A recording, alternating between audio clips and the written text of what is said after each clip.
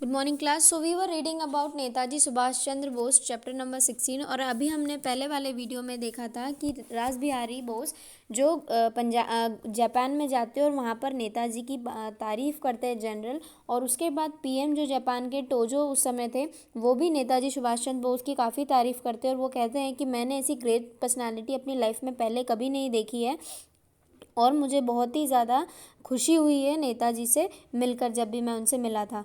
और नेताजी ने जो हमेशा कहा है उनकी कथनी और करनी में कोई फ़र्क नहीं था। मतलब वो जो कहते थे वो उसको 100% करके ही रहते थे। ऐसा नहीं कि उन्होंने कह दिया और भूल गए।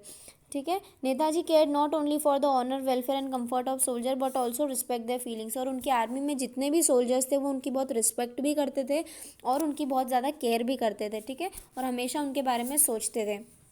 He overwhelmed his concern for individually and collectively, like sending pair of boots to sepoys with instruction to regimental commander to see personally where it fitted to the man, or the report back to Netaji, helping his own staff officers to wash hands by pouring water and offering his own towel to scrub hands। और even जो उनके soldiers थे वो कभी कभार उनका hand wash भी करवाते थे, खुद उनके ऊपर पानी डालते थे, अपना खुद का टॉवेल भी दे देते थे, उनके लिए बूट्स भिजवाते थे कि उन्हें किसी भी तरीके की प्रॉब्लम नहीं आनी चाहिए। और अपने जनरल से पर्सनली वो कहलवाते थे कि अगर कोई भी प्रॉब्लम आए तो आप मुझे बताना। ठीक है।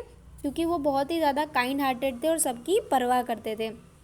ठीक है। और कभी कभी अगर वो अपने सोल्जर्स को प्रॉब्लम में देखते थे, उनके घाव या चोट देखते थे, तो उनकी आंखों से आंसू भी आने लग जाते थे, बिकॉज उनका जो हार्ट था वो बहुत ही सॉफ्ट था।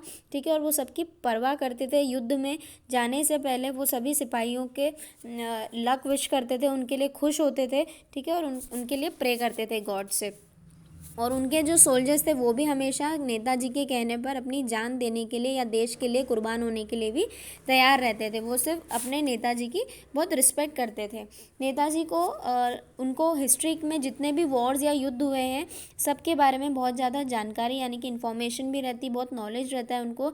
और वो हमेशा पढ़ते हैं, मतलब कहीं अखबार, कहीं बुक्स, कोई मैगज़ीन को हमेशा पढ़ते रहते थे, तो इसलिए उनको बहुत ज़्यादा जानकारी रहती थी। और किसी भी इंटरव्यू होने से पहले जिसके बारे में वो बात करने वाले थे या जिस व्यक्ति से भी वो मिलने वाले थे उसके बारे में वो सब कुछ पहले से ही पढ़ लेते थे कि वो कैसा व्यक्ति है, उसके बारे में सब कुछ जान लेते थे।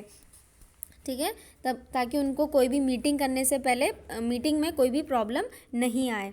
ठीक है। The result was that man could go back happy and content to the supreme commander knew him intimately. An interview with Netaji went a long way in creating that confidence without which it is impossible to wage a revolutionary war. और Britishers से war करने के against जितने भी उन्होंने meeting की है वो हमेशा पहले बहुत उन्होंने जज किया है, जजमेंटल रहे हैं और बहुत सारा नॉलेज और इन्फॉर्मेशन उन्होंने अलग अलग सोर्सेज से गैदर की है।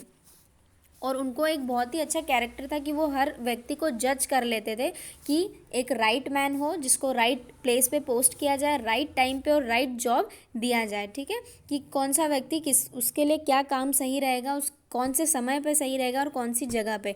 उन्होंने कितने ही लोगों को from dust to made heroes out of us, यानी कि धूल से उठाकर व्यक्ति को हीरो तक बना दिया है।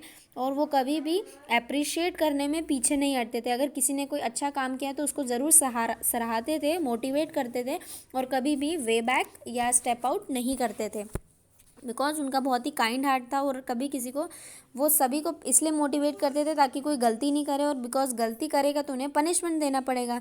ठीक है। इसलिए वो ऐसा कोई भी काम नहीं करते थे जिससे सामने वाले को बुरा लगे। He made a remarkable power of observation and could predict eventually correctly once.